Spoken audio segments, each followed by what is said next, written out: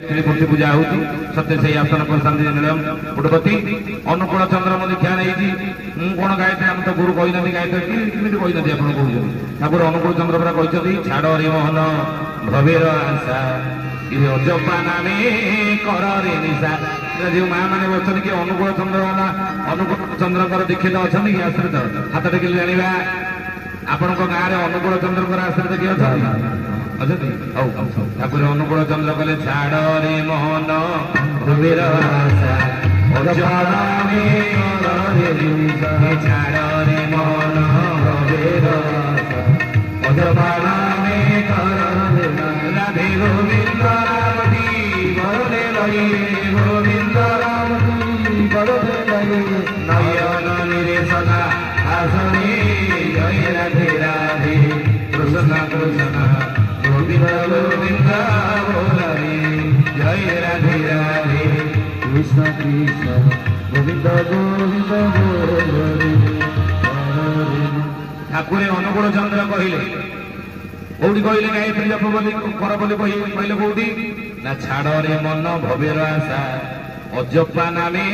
कर रे निशा कि भवर आशा को छाड़ी दे कहीं संसार तो मिछ मायार कई सागर जीवना धरार रही दुखार्जित धन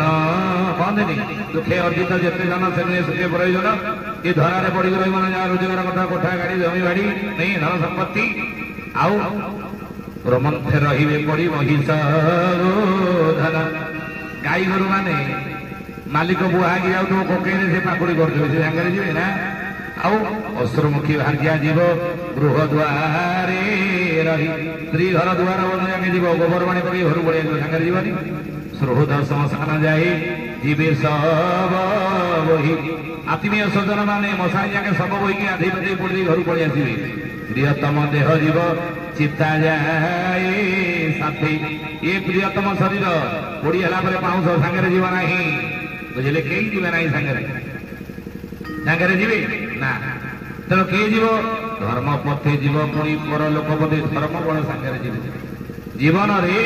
धर्म बड़ जीव तेणु ठाकुर अनुकूल चंद्र कहले ये संसार होती मिछ दशमा